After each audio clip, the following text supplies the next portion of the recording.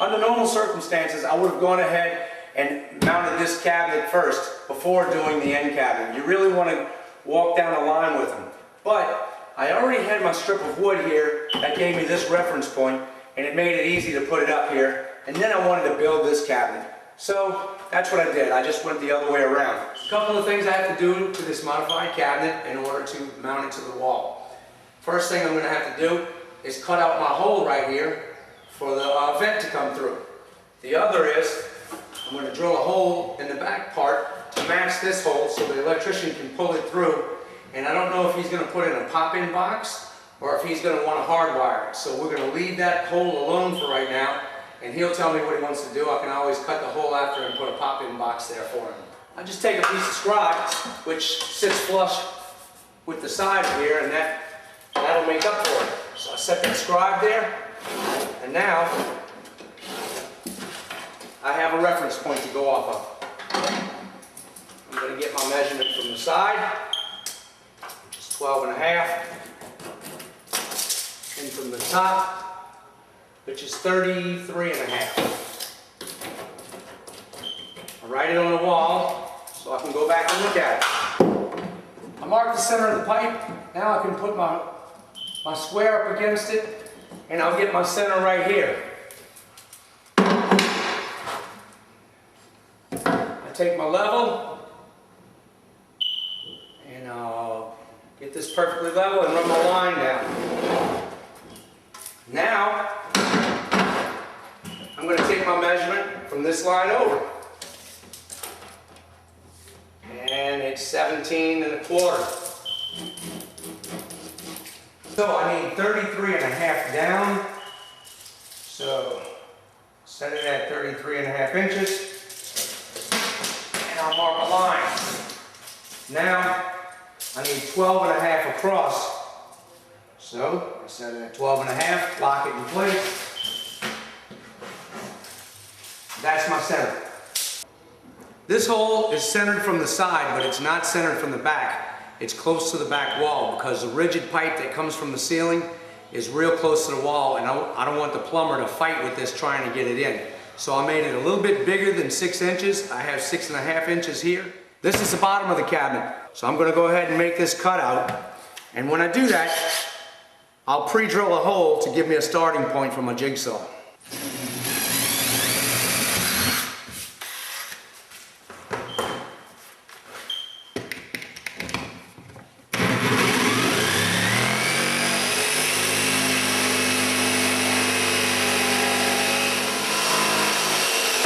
When you go to drill your hole in, all you want to do is get this point past the plywood. Then you go from the inside and finish your hole, because if you shove it this way and you push it through, you're going to blow out the face and make it look nasty. So go ahead and start this. Now I have my hole. I'll go from the other side.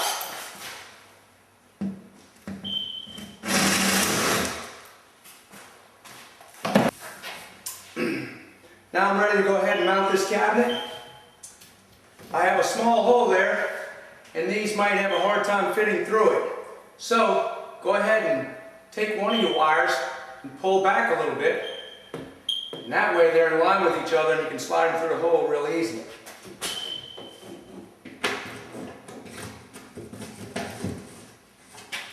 Once I get my wire fed through here, I'll be able to pull it tight after I get the cabinet in place. I'll pull the slack out of it.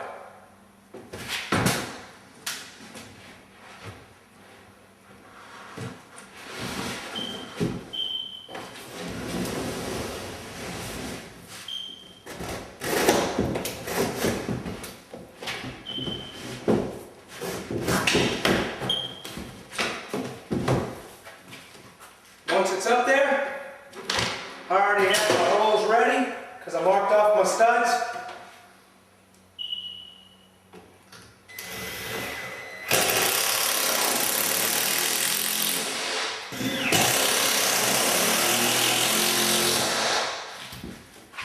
Now,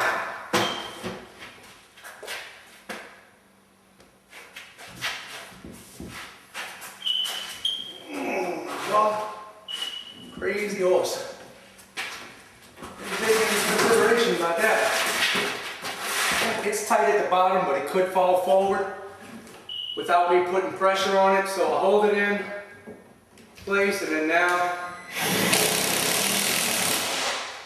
I'll run my screws. Now it's in place, I can go ahead and remove my top strip.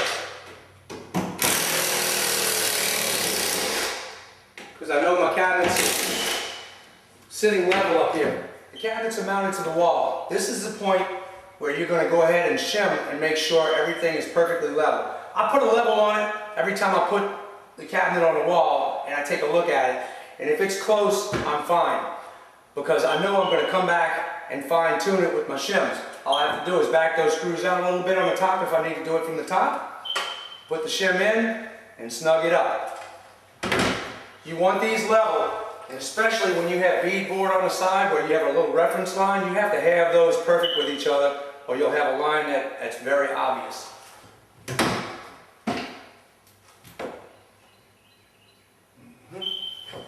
This looks good.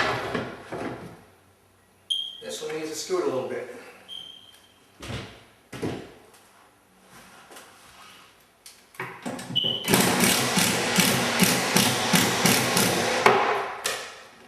I just back it out a little bit, pull the cabinet where it slides out.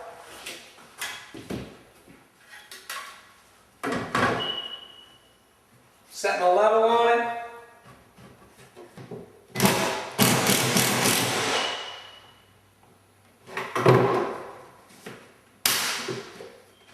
Remember, your walls are not going to be perfect, and sometimes they have little waves. You're going to have to get those shims in at that point. There are times when you have to take your shim and not put it where a stud is. You definitely want to put them, if possible, by the stud and let it go over. But if you have a dip in that wall, like your stud's here, and it's actually pushed out where your stud is, and it goes in away from the stud, you're going to have to fill that point in because you want to make sure you get this face plumb. Just remember, sometimes I fumble with words, but plumb is up and down. Level is side to side. This is very important. When you're marking off this line on the inside of your cabinet, you want to make sure it is exact. So you don't want to make a mistake and come through the stile when you're screwing this in. The way to do that is to measure from the outside of the stile to the center of this one. Now you know you're plumb right now. I know all of this is straight, but just double check yourself and get a measurement from the top too. That way you know when you run this line down, it's going to be perfect and it's going to match here. When you pre-drill this, just pre-drill into the plywood. Don't go into your stile because you're only using an 1 1/4 screw. So go ahead and take your drill and hold it perfectly straight and drill in. If you're not comfortable with that, go a little bit to the back if you have to, a tiny angle toward the back. That way you know you're not going to come out the face. Because if you go into the back of it, it won't be seen. You can put another hole. If you go through the face of this, you ruin this cabinet. This is a great tool right here that works well for that, and it eliminates having to measure it exact. I can take and lock this guide in place that comes on this tape measure. This is from Swanson Tool Company. I set this in. Now I know I got an exact line, an exact reference point. Make sure I look at the measurements so I don't slide it up and down by accident. I squeeze it tight, and now I can mark my line on the inside of this cabinet.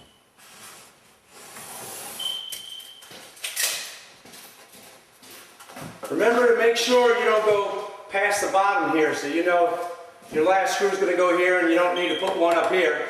You're going to stop short of that other cabinet. You can measure it if you want or eyeball it, but just make sure you don't go past that line.